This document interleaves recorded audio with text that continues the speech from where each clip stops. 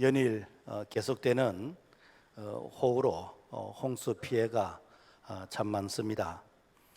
충북 이렇게 청주 오송 지하 차도에는 물이 차서 참 이렇게 많은 인명 피해가 일어났고 전국적으로 산사태로 또 도로가 파손되어지고 가옥이 매몰되는 피해를 입게 되어졌고 또 이렇게 군인이 대민 지원을 나가서 참 이렇게 불의의 사고를 당하는 이런 안타까운 일들이 있었습니다. 무엇보다도 홍수가 나면은 이렇게 지반이 낮은 곳, 또 지반이 약한 곳에서 이게 대형 사고가 일어나게 되어집니다. 성경은 비가 오고 홍수가 나고 태풍이 불어도 무너지지 않는 집을 지으라고 말씀합니다. 무너지지 않는 튼튼한 집은 이게 반석 위에 짓는 집인 것입니다. 반면에 모래 위에 지은 집은 비가 오고 창수가 나면 쉽게 무너집니다. 이 정도는 우리가 상식적으로 알고 있는 사실은 건축의 일반 상식입니다. 그렇다면 오늘 성경이 우리에게 말씀하시는 내용은 홍수에 견디는 튼튼한 집을 지어라 라는 이 교훈일까? 아니면은 집을 잘 짓도록 이게 건축의 어떤 전문성을 우리에게 가르쳐주는 그런 말씀일까?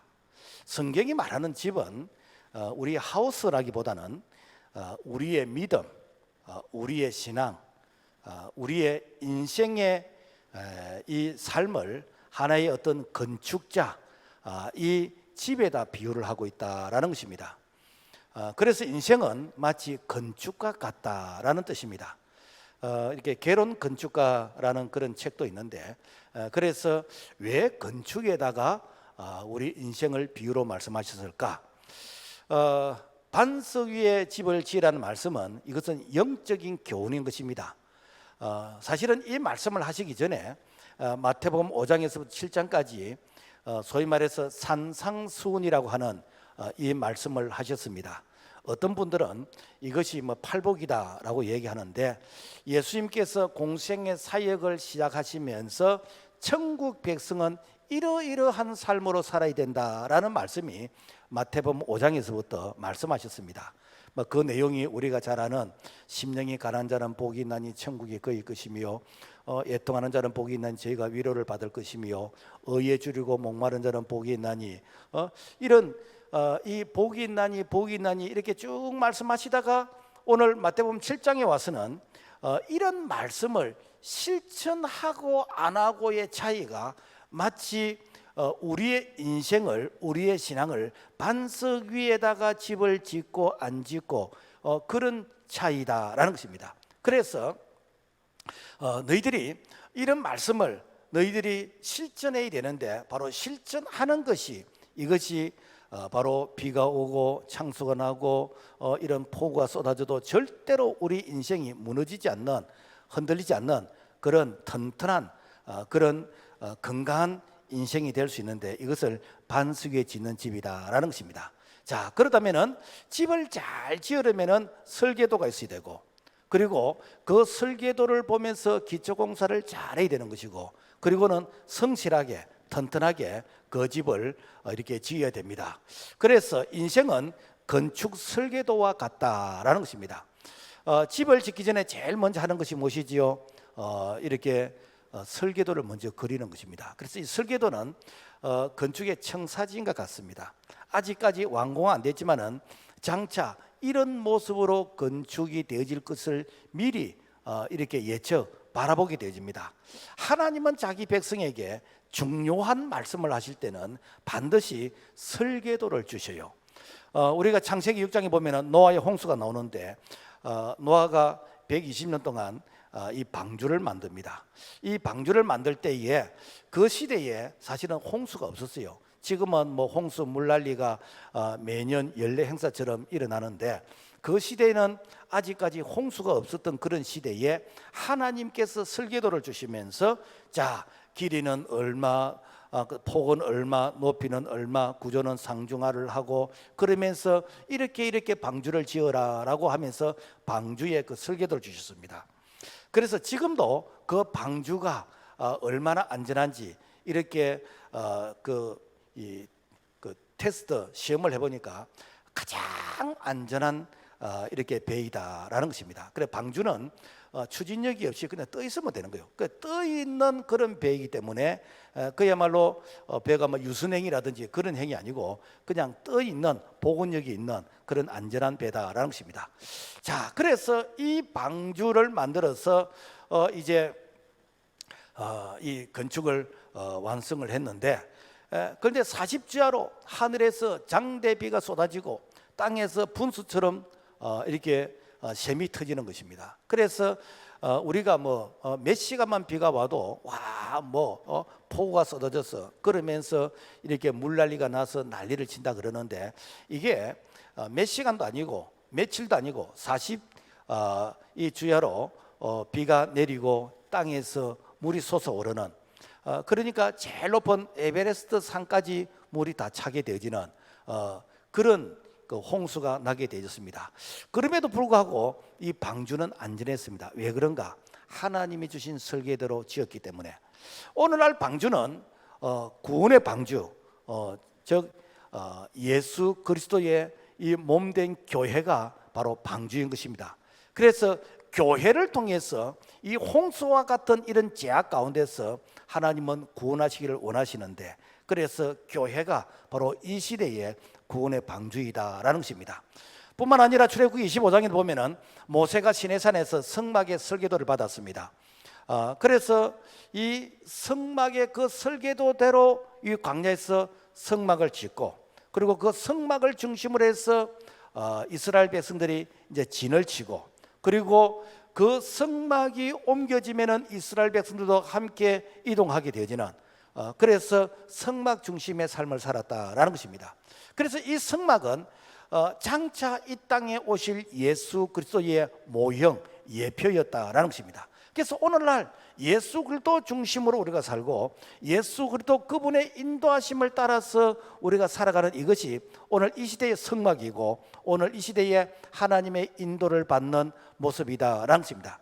하나님은 우리를 인도하실 때에 뭐 적극적으로 기본대로 인도하시고 그러지 않습니다. 하나님은 우리를 소원을 두고 인도하시는 거예요.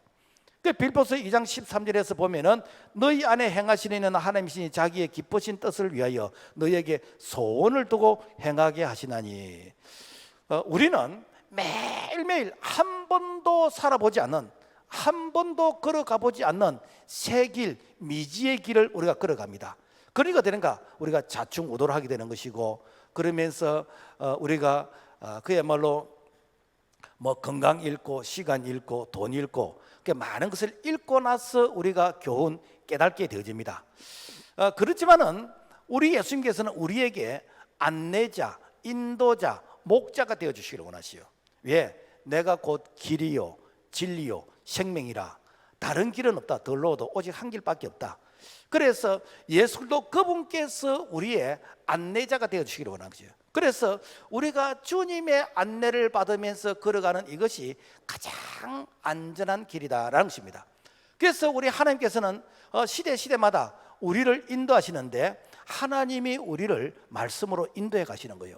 믿음의 조상 아브라함도 갈 바를 알지 못했지만은 여호와의 말씀을 쫓아갔습니다. 창세기 12장 4절에서 말씀 보면은 이에 아브라함이 여호와의 말씀을 따라갔고 마침내 가나안 땅에 들어갔더라.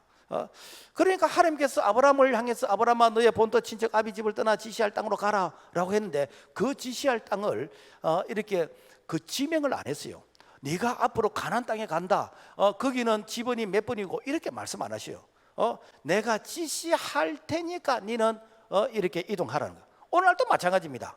하나님께서 우리에게 너는 앞으로 어디에서 살 것이며 너는 앞으로 어떤 일을 할 것이다 이런 말 절대 안 하십니다. 안 하고 하나님이 지시하신다는 거예요.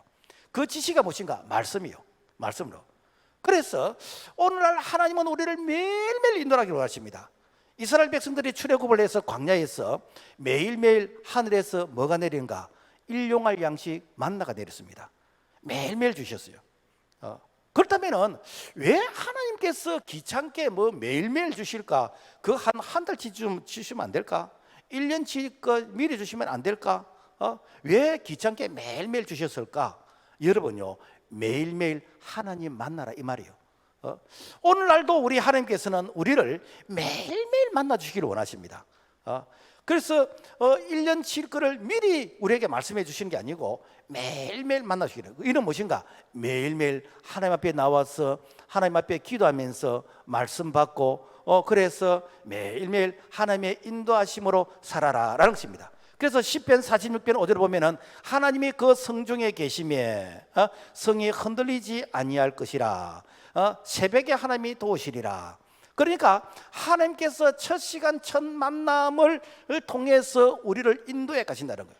여러분, 우리가 미지의 세계 안 가봤던 그런 동네를 내 혼자서 터득해서 가는 것이 여러분 옳겠습니까?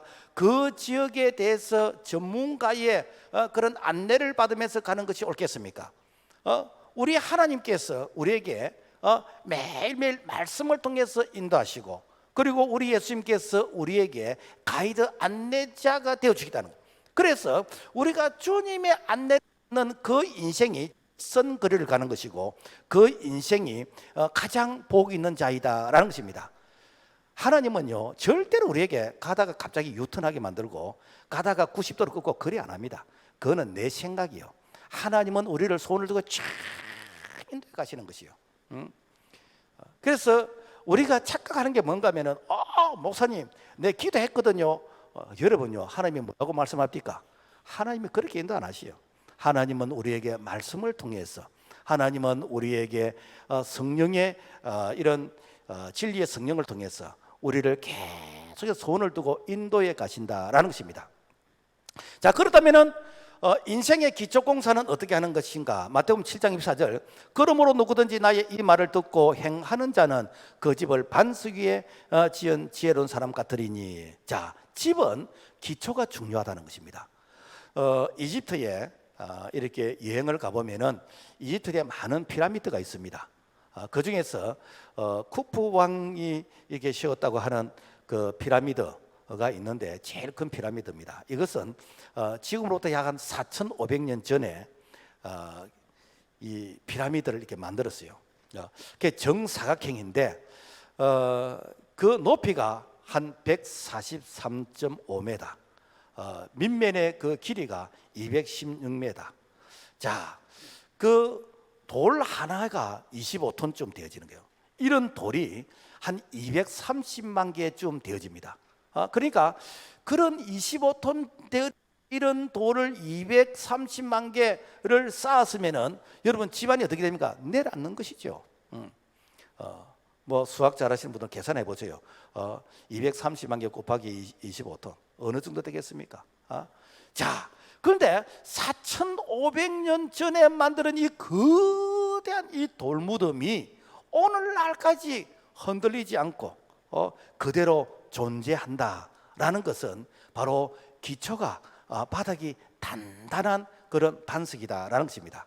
저도 한번 가봤는데 완전히 그 바닥 자체가 그냥 돌산이요, 돌산. 그러니까 작은 돌이 아니고 그 전체가 그야말로 이 그 안반처럼 그렇게 되어 있더라라는 것입니다. 그렇기 때문에 4,500년 동안 그 한치 오차도 없이 무너지지 않고 그 자리를 지킬 수가 있거든요.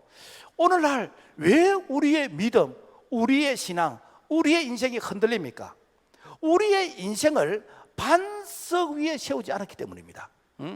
반석 위에 세운다는 것은 나의 인생을 예수 그리스도 그분 위에 세우는 것입니다. 왜? 예수 그리스도 그분은 반석이라고 했거든요.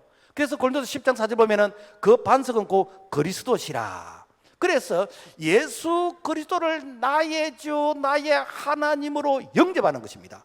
그래서 그분이 내 안에서 사시는데 그분이 내 안에서 말씀하시는 대로 살아가는 이것이 무엇인가? 반석 위에 세워진 바로 믿음, 신앙, 인생의 삶이다라는 것입니다. 그래서 수시로 우리는 내 안에 계신 예수 그리스도 그분이 나를 통해서 이렇게 나타나시는 신앙의 고백을 해야 됩니다. 그래서 다윗은 신앙의 고백을 하기를 시편 62편 6절을 보면은 오직 저만 나의 반석이시요 나의 구원이시요 나의 산성이시니 내가 요동치 아니하리로다. 그러니까 내가 늘 하나님 그분이 나의 반석이시다는 걸 내가 고백하는 것이요. 우리가 시편 18편에도 보면은 여호와는 나의 반석이요 산성이요 요새시요 피할 바위시요. 그러니까 다윗이 이렇게 완벽하지는 않았습니다만은 범죄했을 때도 다시 오뚜기처럼 일어서고 그러면서도 이렇게 하나님 앞에서 믿음으로 걸어갈 수 있던 그 이유가 무엇인가? 바로 반석이신 그분 앞에서 믿음의 신앙의 기초를 쌓고 인생의 걸음을 걸어갔다라는 것입니다. 뿐만 아니라 우리가 인생의 건물을 잘 지으려면은 이 말씀의 기초 위에서 그리고 신앙의 훈련을 잘 받아야 된다라는 것입니다. 이스라엘의 초대 왕이 사울 왕입니다. 이 사울 왕은 시작은 거창하게 시작했는데 끝이 안 좋았어요. 끝이 정말 비참하게 그렇게 부끄럽게 그 가문이 망하게끔 끝이 나버렸습니다. 왜 그런가? 이 사울은 한 번도 신앙의 훈련을 받았다는 기록이 없습니다. 소위 말해서 자신에게 신앙의 훈련과 연단을 통해서 내가 다듬어지지를 않았어요. 그래서 왕이 되기는 되었지만은 소위 말해서 자기 관리가 안 되는 거예요. 여러분요, 연단이 없이 우리가 복을 받는 거, 그게 독이 될 수가 있습니다. 우리는 뭐 훈련 받아라, 뭐 이렇게 모여라, 뭐 하라 그러면은 목사님 귀찮습니다. 나는 교회는 줬는데 내보고 이러라, 여기 모여라, 이거 하라, 저거 하라. 나는 그게 귀찮아서 나는 교회 다니기 싫습니다. 여러분요, 그 사람은 정말 이렇게 이 불안한 그런 인생을 걸어갈 수 있다라는 것입니다. 가룟 유다는 정말 영광스러운 그런 예수님의 제자였습니다. 그렇지만은 가룟 유다는 인생이 비참하게 인생이 끝이 났습니다. 왜 그런가? 예수님과 3년 반 동안 동거동락을 하는 그런 영광스러운 그런 예수님의 제자였지만은 3년 동안 예수님을 통해서 내 믿음과 신앙이 성장했다는 그런 기록이 하나도 없습니다. 소위 말해서 이 가룟 유다는 3년 동안 이렇게 예수님을 만나서 역사에서 최고의 스승인 예수님을 만났는데도 불구하고 믿음과 신앙이 성장한 흔적이 없어요. 오히려 예수를 이용하려고 그랬어요. 예수님이 왕이 되시면 나는 한 자리 해야 될 것인데 나는 어떤 자리를 할 것인가. 그래서 예수님을 통해서 반사 이익을 얻으려고 했지 내 믿음과 신앙이 성장하지 않았습니다. 그러다 보니 그 되는가? 차라리 네가 태어나지 아니했으면 좋았을 뻔하면서 그 인생은 그야말로 비참하게 끝이 났다라는 것입니다. 오늘날 여러분, 우리가 연단과 훈련 없이 우리가 교회를 다니고 리더가 되어지고 중직자가 되어지면은 그 축복의 기회가 여러분 육체로서 끝날 위험이 많습니다. 그래서 우리는 늘 다듬어져야 됩니다. 왜 그런가? 우리가 대단한 사람 아니거든요. 여러분, 대단한 사람 아닙니다. 목사님, 내가 누굽니까? 내 좀 가만히 좀 놔두세요. 여러분요, 우리가 놔둬도 될 만큼 그렇게 우리가 완전하고 완벽한 것 같으면 왜 예수님이 있습니까? 우리는 죽을 때까지 우리는 계속해서 주님 바라보면서 달려가야 되는 것이고, 우리는 옆에 사람부터 간섭을 받아야 되는 것이고. 왜 그런가? 내가 다듬어지고 내가 바로 서기 위해서는 내 혼자서 내 신앙이 지탱이 안 됩니다. 그래서 우리는 늘 이렇게 연단을 받아야 되는데, 욥기 23장 10절, 그가 나를 단련한 후에는 내가 숨금같이 나오리라. 불순물이 많은, 철이 많은 그런 어떤 검을 계속해서 재련하고 그래서 자꾸 재련하게 되지면은 이 순도 그야말로 99.99%가 되어지는 그런 점검이 만들어지는 것은 그런 많은 재련을 통해서 만들어졌다는 것. 우리의 믿음과 신앙도 마찬가지입니다. 우리에게 불순물을 뽑아내기 위해서 계속해서 연단하고 그를 연단할 때에 나중에는 정말 주님 비슷하게 닮아가는 이런 사람이 된다라는 것입니다. 구약의 욥은 하루아침에 재산과 자녀를 모두 잃고 나중에는 자기 몸까지 망가지게 되었습니다. 그래서 세상적으로 보면은 인생이 완전히 끝난 사람입니다. 희망이 없습니다. 그렇지만은 그 욥이 무너지지 않는 이유가 무엇인가? 바로 욥의 그 경건의 훈련과 믿음 때문인 것입니다. 욥기 1장 21절 주신 이도 여호와시요 거두신 이도 여호와시오니 여호와 이름이 찬송을 받으실지니라 하고, 이 모든 일에 욥이 범죄하지 아니하고 하나님을 향하여 원망하지 아니하니라. 이 욥은 평소에 경건의 훈련을 늘 했어요. 어느 정도 경건의 훈련을 했는가?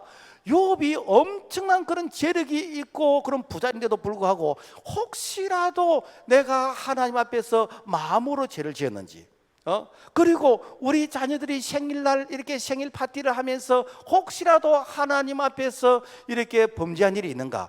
그래서 늘 지금 말하면 가정 예배를 드리는 그런 자가 욥이었습니다. 그러니까 이 욥은 평소에 경건의 훈련이 있었기 때문에 자기에게 있는 엄청난 시련과 이런 위기를 이렇게 믿음으로 잘 극복할 수 있는 그런 신앙의 지력, 그 믿음이 평소에 경건을 통해서 이렇게 증명이 되어졌다라는 것입니다. 그래서 히브리서 기자는 우리의 신앙 성장을 이렇게 표현합니다. 히브리서 5장 12절 너희가 젖이나 먹고 단단한 식물을 못 먹을 자가 되었도다. 대저 젖을 먹는 자마다 어린아이니 단단한 식물은 장성한 자의 것이요. 여러분, 우리가 어린아이들 이제 돌 전후 되어지면 이유식 하잖아요, 그죠? 그래서 이런 아이들은 늘 죽과 같은 거 이런 걸 먹이게 되는 거예요. 이런 아이들에게 뭐 이렇게 삼겹살을 먹이고 LA 갈비를 먹이고 그렇게 하면 배탈이 나서 아이들 이렇게 건강을 잃게 되어집니다. 뿐만 아니라 어린 아이들은요 겁이 많습니다. 그래서 좀 뭐 무거운 거 그리고 좀 위험한 거 이런 거 못합니다. 그래서 내 믿음과 신앙이 어린 아이는 헌신과 희생을 두려워합니다. 그래서 내가 어린아이가 되면 이것도 못해 저것도 못해. 그래서 할 수 있는 것도 못하는 게 너무 많습니다. 왜? 영적으로 어린아이기 때문에. 그래서 신앙의 훈련이 이렇게 잘 되어야, 그래야 어린아이의 그 단계를 벗어날 수 있습니다. 그래서 바울은 영적인 아들 디모데에게 이렇게 말을 합니다. 디모데서 4장 7절 망령되고 허탄한 신하를 버리고 오직 경건에 이르도록 연습하라, 훈련하라 라고 했습니다. 그래서 우리의 믿음과 신앙은 여러분요 하루아침에 뻥튀기 전 되는 게 아닙니다.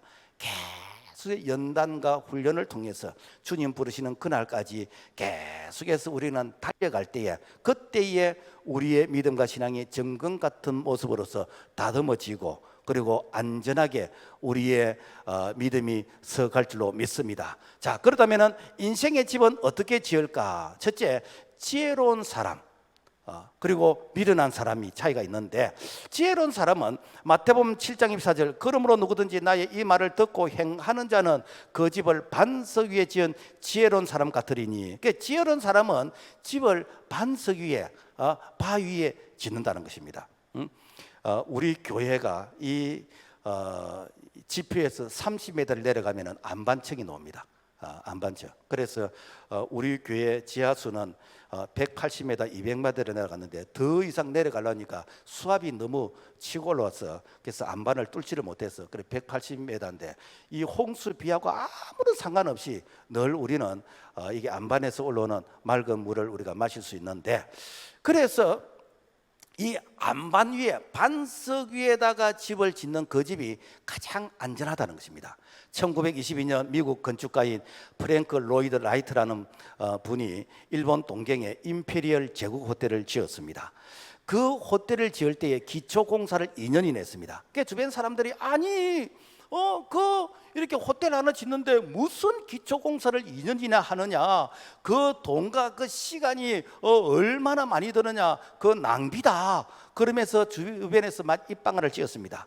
기초 공사 2년 하고 그리고 건축 2년 하고 4년 만에 이 호텔이 완성이 되어졌는데, 제가 주보에다가 그 호텔이 어떤 호텔인가 이렇게 올려놨는데 나중에 보세요.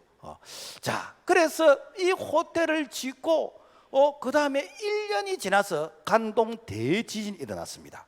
그 당시에 이 동경의 인구 500만 명이 될 때에 15만 명이 죽게 되어지는 이런 아주 대지진이 일어났는데, 그래 그때 당시에 다 건물들이 쓰러지고 그 다음에 금이 가고 이런 이 파손이 되어졌는데, 이 임페리얼 이 제국 호텔만큼은 전혀 손상이 없는, 심지어는 그 거실에 컵 하나 이렇게 떨어지지 않는 그 정도로 안전했다라는 것입니다. 그래서 이 지진을 통해서 바로 프랭크 로이드 라이트라는 이분은 건축의 그야말로 신하다라는 그런 별명을 가질 정도로 아주 이름이 유명해졌다라는 것입니다. 왜 그런가?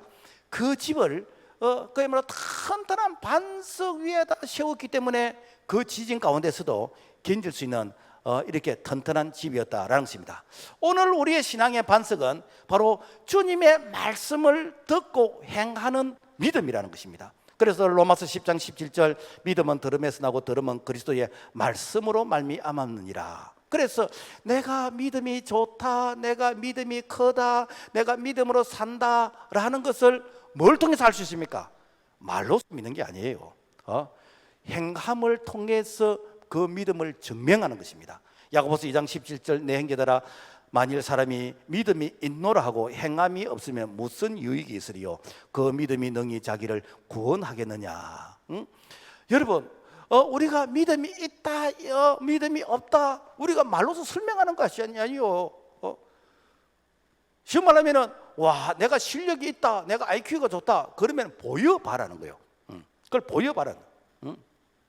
믿음이 진짜인지 가짜인지 주님은 아시지만은 우리는 그것을 드러나는 것을 통해서 우리는 볼 수가 있다는 것입니다. 그래서 마태복음 16장 27절 인자가 아버지의 영광으로 그 천사들과 함께 오리니 그때 각 사람의 행한 대로 갚으리라. 행한 대로 갚는다 이 말은 뭔가 하면 네가 진짜 믿음이 있었는지, 네가 이렇게 믿음을 말로서만 이렇게 믿는 자였는지, 내가 그 행한 대로 믿음의 그 진위 여부를 내가 이렇게 심판하시겠다라는 것입니다.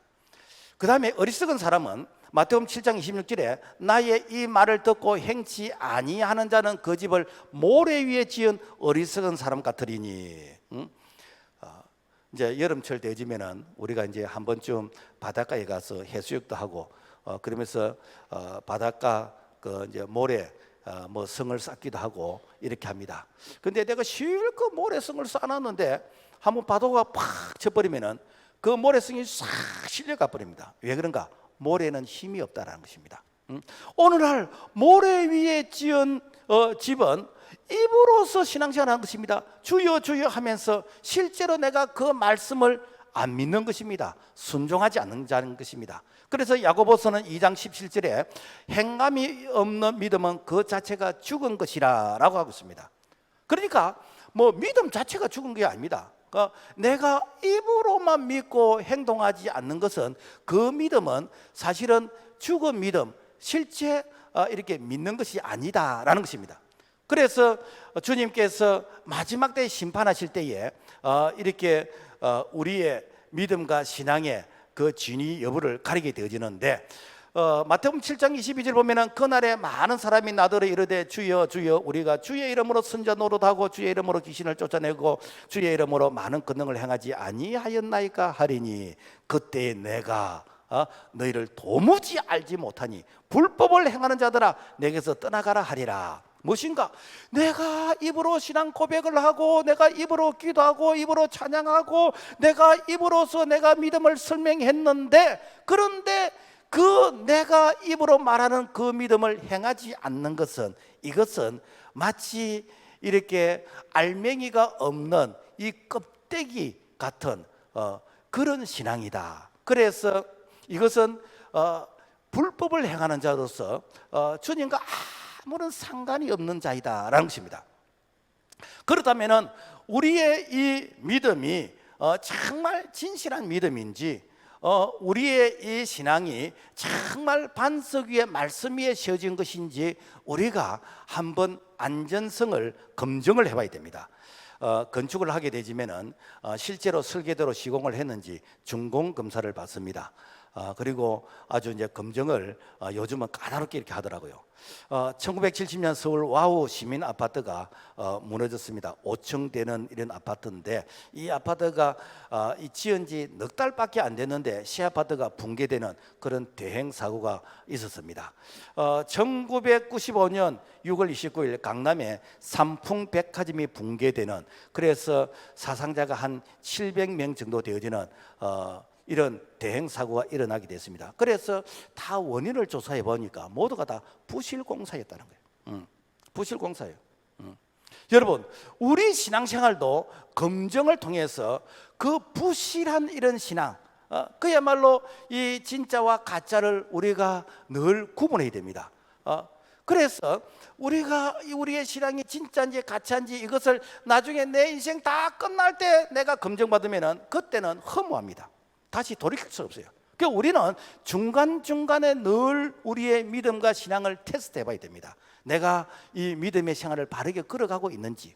그래서 마태복음 7장 25절에서 보면은 비가 내리고 창수가 나고 바람이 불어 그 집에 부딪히되 무너지지 아니하나니 이는 주초를 반석에 놓은 연고요 나의 이 말을 듣고 행치 아니하는 자는 그 집을 모래 위에 지은 어리석은 사람 같으리니. 그래서 우리가 무슨 테스트할 때에 리트머스 이런 시험지를 사용하잖아요. 우리의 신앙의 리트머스지가 있습니다. 이는 무엇인가? 이것은 창수의 시험, 비의 시험, 바람의 시험, 이 세 가지 이 신앙의 테스트를 통해서 우리의 신앙이 지금 이제 바르게 서가고 있는지, 아니면은 모래 위에 세웠는지, 아니면은 위험한지 우리 자신의 신앙을 테스트 이렇게 점검해 볼 수 있다라는 것입니다.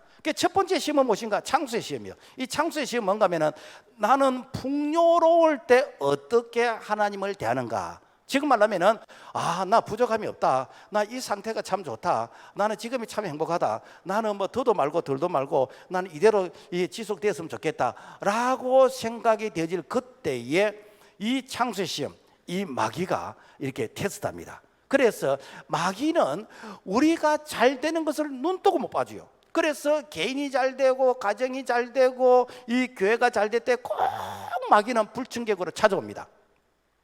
욥이 이 동방의 의인이라 그랬어요.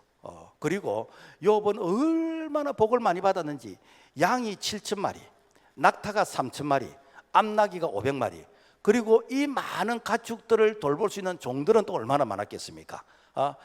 그런데 이 욥이 많은 이런 가축을 거느리고 있는데 이 마귀가 하나님 앞에 참소합니다. 하나님, 욥이 복을 받았기 때문에 하나님을 경외하는 것이지 욥에게 그 복을 다 빼앗아 가보세요. 욥이 그래도 하나님을 경외하고 하나님을 이렇게 찬양하는지, 복을 주었기 때문에 이렇게 예배드리고 하는 것이지요 라고 하면서 하나님 앞에서 욥을 이렇게 참소합니다. 이때 하나님께서 그래, 그러면은 욥의 생명은 건드리지 말고 욥을 네가 한번 이렇게 시험해봐라.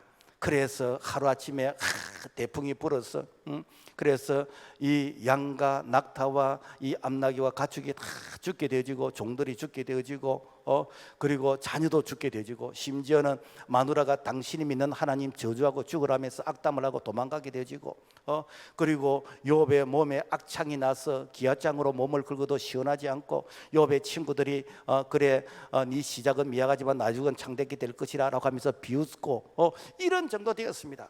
이런 정도 되어지면은 여러분 어떻게 해야 되겠습니까? 진짜 하나님이 계시냐? 와, 내가 이게 하나님을 내가 잘못 믿은 거 아닌가? 신앙의 해를 얻게 됩니다. 그런데 주신 자도 여호와시요 취하실 자도 여호와시요 여호와의 이름이 영광을 받으실지어다. 나는 내가 육체 밖에서 하나님을 보리라. 만약에 내가 죽는다 할지라도 나는 내가 부활해서 내가 육체 밖에서 나는 하나님을 섬기리라 라고 하면서 어리석게 욥은 하나님을 원망하지 않았습니다. 소위 말해서 창수의 시험을 욥은 통과한 자입니다. 여러분, 사탄은 우리가 잘 될 때 꼭 이렇게 찾아옵니다. 이삭이 이렇게 그 가나안 땅에서 이 우물을 팝니다. 우리는 뭐 이렇게 그 어디에서 이렇게 우물을 파더니 대부분이 이렇게 그 지하수가 올라오는데 이 중동 지역에서는 사실 이 지하수를 발견한다는 것이 우리가 석유를 발견한 정도로 참 쉽지 않습니다. 그래서 이삭이 이게 샘을 파는데 이렇게 샘이 터지는 것이요.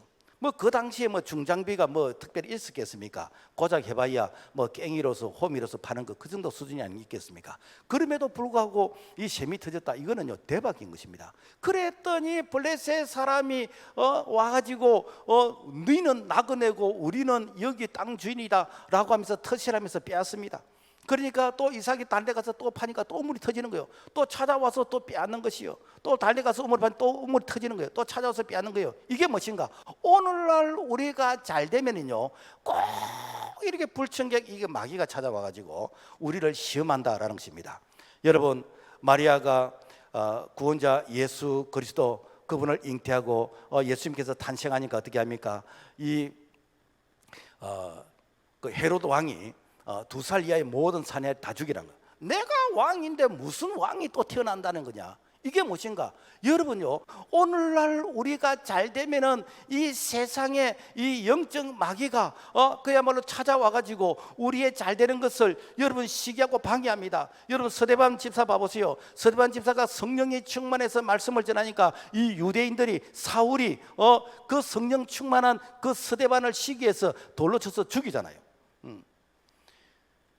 우리 교회도요, 교회가 성장하고 부흥할 때에, 건축할 때에, 그때에 교회에 교회를 헌담하고 이간질하고 분열시키고 그런 자들이 있었습니다. 이것을 영적인 안목으로 딱 놓고 보면 마귀가 알아보고 있네. 여러분요, 죽은 자는 건드릴 필요가 없습니다. 누워있는 자는 건드릴 필요가 없습니다. 해볼라 그러고 이렇게 전도를 하고 교회가 성장하고 부흥하고 그러면 어떤가? 마귀가 그걸 못 봐주는 것이요. 이럴 때 영적으로 깨어있는 자는 교회가 부흥할 때가 됐네. 이게 교회가 부흥하니까 마귀가 이렇게 사람을 보내고 그리고 마귀 심부름을 하고 마귀 변호사 역할을 하고 마귀 흉내를 내는 것이구나라는 것입니다. 그래서 우리는 늘 영적으로 깨어있어야 됩니다. 그래서 이 정도면 됐다, 그때는 넘어지는 것입니다. 그래서 골로새 10장 12절 그런즉 선줄로 생각한 자는 넘어질까 조심하라. 우리는 늘 우리가 하나님 부르시는 그날까지 우리는 달려가고 뛰어가야 됩니다. 그리고 이 창수의 시험은 밀물처럼 밀려오는 우리의 욕심인 것입니다. 야고보서 1장 14절 오직 각 사람이 시험을 받는 것은 자기 욕심에 끌려 미혹됨이니. 아이고 목사님, 그 욕심이 있어야 되지 사람이 욕심 없으면 됩니까? 우리는 욕심과 욕망을 구분을 못해서 그래요. 욕심은 무엇인가? 내가 할 수 없는 거, 분에 치는 것을 내가 탐하는 거, 이게 욕심입니다. 소위 말해서 내 실력은 내가 100점을 못 받는데, 그런데 이렇게 옆에 공부 잘하는 학생들 컨닝하는 거, 그거는 욕심입니다. 욕심. 그리고 내가 내 능력으로서는 저것을 가질 수 없는데 남이 가지고 있는 것을 도둑질하는 것, 그거는 욕심인 것입니다. 그래서 욕심이 잉태하면은 죄를 낳고 죄가 장성하면 사망을 낳느니라. 욕심의 결과는 무엇인가? 인생 망하는 것이다. 죽을 사자 망할 망자 망하는 것이다. 욕망은 무엇인가? 욕망은 내가 할 수 있는 일을 통해서 나의 부족을 채우려는 것. 이게 욕망입니다. 그래서 욕망은 우리에게 노력인 것이고 비전인 것이고 도전인 것이고 용기인 것이고 이것은 믿음인 것이고, 그래서 우리에게 욕망은 있어요. 디자이어, 바라는. 그래서 히브리서 11장 1절 믿음은 바라는 것들의 실상이요 보이지 않는 것들의 증거니. 이거는 무엇인가? 우리의 욕망을 믿음이 이것을 도와주시는 것입니다. 그래서 오늘 우리는 욕심 부리지 말고 우리에게 욕망, 우리에게 이 바램, 그래서 이 용기와 그리고 이 비전과 도전 정신과 이걸 통해서 우리가 이렇게 믿음의 힘을 빌려서 이것을 성취하려고 하는 이런 것은 하나님이 기뻐하시는 것이요. 그래서 우리가 나의 이 욕심을 내려놓고 우리가 이 욕망으로서 하나님의 뜻을 이루고 하는 이러한 마음을 가질 때 우리가 창수의 시험을 이길 수가 있다라는 것입니다. 그 다음에 비의 시험이 있습니다. 이거는 뭔가 하면 나는 극심한 가난에서 어떻게 하나님을 대하는가? 나는 너무너무 가난한데 이럴 때 내가 어떻게 내가 신앙생활을 하는가? 라는 것입니다. 여러분, 날씨가 비가 오고 비바람이 부는 곳은 우리가 이게 대기권을 놓고 볼 때에 이 대류권이라 해가지고 양 지상 한 10km 이하, 이 지상 10km 이하에서는 여기는 바람도 불고 뭐 먹구름도 있고 그 다음에 뭐 비바람도 치고 그렇습니다. 그래서 가끔 이 태풍이 불어서 비행기가 못 뜨고 또 비행기가 기후 현상에 의해서 이게 기체가 흔들린다. 이거는 주로 10km 이하에서 일어나는 현상인 것입니다. 그래서 이 10km 이하에서는 뭐 비가 오고 비바람 치고 뭐 항사 현상이 일어나고 뭐 그렇습니다만은, 그런데 1km 이상 한 50km까지는 이게 성층권이라 그러는데, 여기 올라가면은 거기는 눈비가 없습니다. 구름이 없습니다. 늘 개청합니다. 그래서 우리가 비행기를 타고 이렇게 미국이나 저 유럽으로 갈 때 비행기는 성층권에서 이렇게 그 운항을 합니다. 그러니까 여기는 비바람이 없어요. 그래서 우리가 이게 유럽이나 미주로 이렇게 여행을 하면서 비행기 창문을 밑에 떡 내려보면은 아래에 뭉게구름이 저 아래에 솜털처럼 있습니다. 그 저 아래라는 것은 뭔가 하면 이것은 이게 대륙권이거든요. 그러니까 내가 이렇게 이 성층권으로 이 비행기를 타고 올라가면은 거기에는 비바람이 영향을 안 받는 것처럼, 우리의 영적 신앙의 높은 고지 성층권으로 올라가면은 이 땅의 염려, 근심, 걱정을 초월해 버립니다. 그래서 골로새 3장 1절 보면은 위의 것을 찾으라, 거기는 그리스도께서 하나님 우편에 앉아 계시느니라. 위의 것을 생각하고 땅의 것을 생각하지 말라. 그래서 우리의 신앙이 이렇게 성장하고 성장해서 그래서 비바람의 영향권위로 올라가 버리면은 그때는 주님이 우리를 이렇게 도와주시는, 주님이 우리와 함께 하시는 그런 은혜 안에 거하게 되기 때문에, 그래서 우리의 믿음과 신앙은 늘 개청할 수 있다라는 것입니다. 문제는 뭔가 하면은 내가 대륙권입니다. 믿음의 수준이 낮은 그래서 이게 그 10km 이하의 그런 이 위치에서는 이렇게 소위 말해서 땅에서 비바람 치는 이걸 전부 다 내가 다 맞아야 되는 거예요. 그래서 미움과 시기와 질투와 분쟁과 다툼과 이런 것들을 그야말로 전부 다 내가 몸으로 다 이렇게 경험해야 되는 것입니다. 그래서 이런 낮은 대륙권의 이 상태를 영적으로 보면은 어둠의 영이 다스리는, 악한 마귀가 다스리는, 그래서 악한 마귀가 그야말로 이렇게 마치 여우가 양의 탈을 쓴 그런 모습으로 우리에게 찾아와서 우리를 시험하는 것입니다. 그래서 문화라는 그런 이름으로서, 인권이란 이름으로서 사상의 가면을 쓰고 우리에게 찾아와서 우리의 믿음과 신앙을 이렇게 흔들어 보는 것입니다. 자, 그래서 베드로서 5장 8절 보면은 건신하라, 깨어라, 너희의 대적 마귀가 우는 사자같이 돌아다니며 삼킬 자를 찾나니 너희는 믿음을 굳게 하여 서서 그를 대적하라. 무엇인가? 그야말로 이 마귀 사탄이 우는 사자같이, 왜 이 사탄이 울지요? 먹잇감이 있는가? 내가 배가 고픈데 먹잇감이 있는가? 그래서 우는 사자처럼 찾는데 그 찾는 그 대상은 무엇인가? 그럼 낮은 지역에 있는, 믿음이 낮은 지역에 있는 10km 이하에 있는 그런 자들이 먹잇감이다라는 것입니다. 그래서 우리는 영적인 싸움에서 승리해야 됩니다. 에베소 6장 12절 우리의 씨름은 하늘에 있는 악의 영들에게 대함이라. 그래서 이 비의 시험은 공중권에 잡은 악한 마귀 사탄이 그야말로 이 대륙권에 있는 믿음이 약한 자들을 그들이 밥으로 생각하는데, 그 우리는 언제까지 우리가 땅 짓고 헤엄치는, 언제까지 어린애 짓을 하는, 언제까지 우리가 낮은 지역에서 우리가 신앙생활을 해야 되겠습니까? 신앙의 고지를 향해서 우리가 신앙의 성증권을 향해서 우리가 신앙이 한번 성장해버려야 그 다음에는 어떠는가? 나도 옛날에 저랬는데, 나도 옛날에는 저렇게 삐지고, 나도 옛날에는 저렇게 어린애 짓을 했는데, 이것이 그야말로 참 이렇게 부끄럽게 되지고, 그리고 그런 행동을 하는 사람을 보면은 찾아가서, 그래, 나도 옛날에 그랬는데 조금만 인내해봐라, 조금만 더 은혜 받고 성령 충만해봐라, 이 정도는 다 건너뛰게 되어진다 라고 할 수 있는 그런 믿음의 사람이 될 수 있기를 주님의 이름으로 부탁을 드립니다. 그 다음에는 바람의 시험이요. 이 바람의 시험은 무엇인가? 나는 유혹 앞에서 어떻게 하나님을 대하는가에 하는 시험인 것입니다. 여러분, 바람이 불면은 나뭇가지가 흔들리고, 세게 불면은 나뭇가지가 부러지고 나무가 쓰러지게 됩니다. 영적으로도 이 마귀 사탄은 바람을 일으킵니다. 미움의 바람을 일으키고, 불신의 바람을 일으키고, 분열의 바람을 일으키고, 대적의 바람을 일으키고, 거짓의 바람, 그런 이런 유행의 바람을 통해서 가만히 있는 우리를 그야말로 쓰러뜨리게 만들고 넘어지게 만듭니다. 그래서 이 바람은요, 가장 가까이 있는 그 사람을 통해서 이 바람이 우리에게 일어나는 것이요. 여러분, 우리가 성경에 보면은 넘어지게 한 것이 저 멀리 있는 사람이 아니요, 이 선악과를 통해서 우리에게 원죄가 주어지는데, 이 선악과의 이 유혹은요, 이 아담의 가장 가까이 있는 아내의 유혹을 통해서 이 아담이 넘어지게 됐거든요. 그러니까 이 아내가 자기가 지 혼자 선악과를 먹고 그 다음에 남편에게 주면 남편이 먹은지라 그랬거든요. 그래서 아내를 통해서 남편이 이렇게 이 유혹에 넘어진 거 아닙니까?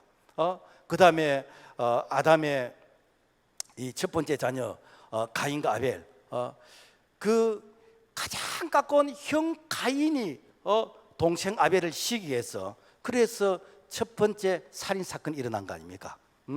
아브람, 가장 사랑하는 아내 사라가 여보, 내 몸을 보니까 내가 이렇게 자녀를 낳을 수 있는 그런 형편이 아닌데 우리 집에 있는 여종 하갈을 통해서 이렇게 우리의 대를 이어가면 안 되겠습니까? 여러분요, 그 사라의 제안 아닙니까? 그래가지고 오늘날 이스마엘, 이렇게 그 이스라엘과 지금도 유럽의 이스마엘 이 자손들끼리 어떤 감정적인 그런 대립을 하고 있는 거 아닙니까? 여러분, 예수님의 제자 수제자 베드로, 그리고 중직을 맡았던 가룟 유다, 어찌 보면은 예수님에게서 가장 사랑받았던 자입니까? 가장 사랑받았던 자가 예수님을 제일 세게 배신했습니다. 여러분, 우리가 교회에서도 마찬가지입니다. 담임 목사님을 제일 힘들게 한 사람이 누구냐 합니까? 초신자 아니에요. 목사님하고 오래 있은 사람이고 목사님하고 가까이 있는 사람입니다. 왜 그런가? 마귀가 이걸 이용을 하거든요. 마귀가 이걸 이용합니다. 그래서 목사님들이 세계에서 이렇게 유행어가 있습니다. 목사님이 이사 오실 때 이삿짐 내려주던 그 자가 나중에 제일 먼저 배신한다, 그런 말이 있습니다. 여러분요, 사람은 가까이 하면 가까이 할수록 사람 냄새가 납니다. 그래서 산과 사람은 멀리서 볼 때 아름다운 것이지 가까이서 보면 사람 냄새가 납니다. 그래서 우리는 늘 하나님을 가까이 해야 된다. 그래서 시편 73편 28절 하나님께 가까이면 내게 복이라. 그래서 우리는 늘 하나님을 가까이 해야 되는 거. 사람은 사랑의 대상이지 믿음의 신뢰의 대상은 아니에요. 그리고 이 바람의 시험은 오늘날 이 문화를 통해서, 어떤 사상을 통해서, 이념을 통해서 우리에게 접근합니다. 이단, 이거 여러분 바람처럼 우리에게 옵니다. 신천지, 뭐 안상호, 뭐 정명서, JMS, 이런 이단들. 제가 지난주에 서울의 가짜 당군상 이 대책 모임에 제가 참석했는데, 여러분 이 당군은요, 여러분 신화입니다. 그런데 신화를 사실화 해가지고 이것을 전국의 공공장소 그리고 학교에다가 이 당군상을 세워놓고 이것을 숭배하게 하거든요. 여러분, 이거 잘못된 것이에요. 그리고 그 당군이 여러분 누구의 임무를 땄는가? 여러분요, 지금 현존하는 그 어떤 무슨 그 사람의 이 초상화를 따가지고 이게 당군이라고 질끔 세워놓고, 그래서 우리 자라는 아이들에게 얼마나 나쁜 그런 이 사상을 심어주고 있는지. 여러분요, 이런 것들이 무엇인가? 다 바람이요, 바람. 그리고 만몬신, 이게 무엇인가? 이게 그야말로 황금, 이렇게 배금주의 사상. 그래서 돈이면은 다 된다. 그래서 돈만 있으면은 믿음도 신앙도 하나님도 다 팔아먹어버리는, 이게 만몬신의 바람이고, 그 다음에 요즘 뭐 동성애라든지 포괄적 차별금지법이라든지 뭐 어떤 이런 부분들, 이게 다 세상 문화를 통해서 바람처럼 접근해 오는 거. 포스트 모더니즘 사상, 종교다원주의 사상, 뭐 이념과 인본주의, 그리고 주체 사상, 이런 것들 다 무엇인가? 이게 다 이렇게 바람의 시험이랑. 자, 어떻게 이런 바람들을 우리가 이길 수 있을 것인가? 여러분의 중심이 바로 잡히면은 절대로 안 넘어집니다. 흔들릴 수는 있지만 안 넘어집니다. 그래서 종교 개혁자들은 당시에 이렇게 중세 시대에 이 교회에 많은 바람이 그냥 불어왔습니다. 인본주의에 잘못된 이런 사상의 이런 바람들이 들어왔을 때, 그때 종교 개혁자들이 부르짖은 게 무엇인가? 오직 예수, 오직 성경, 오직 믿음, 오직 은혜, 오직 하나님 영광, 여기에다가 다 중심에 이렇게 이 기초를 딱 이렇게 세우니까 절대로 흔들리지 않은 거예요. 그래서 오늘 우리가 이 개신교, 이 프로테스탄트라는 것은 저항하다는 그런 뜻이 있거든요. 그러니까 잘못된 것에 대해서 저항하는 이걸 갖다 뭐란가? 계획주의다. 그래서 오늘 우리가 계획주의, 잘못된 것에 저항하는, 그래서 1938년 9월 9일 평양 선박교회에서 이 신사참배 잘못된 것에 대해서 정했던 그 신앙, 그 뿌리가 오늘 우리 교단이고, 바로 오늘 우리의 신앙의 선배들이 바로 오늘 우리에게 물려준 아름다운 신앙의 전통 아닙니까? 말씀을 맺겠습니다. 여러분, 집도 반석 위에 세워야 이렇게 비바람이라든지 태풍이라든지 또 지진이 나도 안전한데, 오늘 우리의 믿음, 우리의 신앙, 우리의 인생도 말씀 위에, 예수 그리스도 위에 거기에 세우고, 그리고 늘 우리가 이렇게 믿음과 신앙이 제대로 자라고 있는지 우리가 경건의 훈련을 통해서, 연단과 그런 훈련을 통해서 우리 자신을 점검할 때에 우리가 꼬불꼬불한 인생, 오르막내리막한 인생, 그래서 유턴하고 가다가 90도를 꺾고 그런 인생이 아니라 직선을 향해서, 일직선을 향해서 갈 수 있는 그런 성공적인 믿음, 성공적인 인생을 살아갈 수 있기를 주님의 이름으로 축복합니다. 하나님 아버지 감사합니다. 오늘 참 이렇게 우기를 통해서, 이 자연의 현상을 통해서 우리 자신의 영적인 상태를 점검하게 하심을 감사를 드립니다. 하나님 아버지, 예수 그리스도 위에, 말씀의 반석 위에 세워져서 주님 오시는 그날까지 참 흔들리지 않는, 그리고 직선을 향해서 걸어갈 수 있는 그런 믿음의 사람이 될 수 있도록 은총을 베풀어 주시옵소서. 감사를 드리고 예수님 이름으로 기도합니다. 아멘.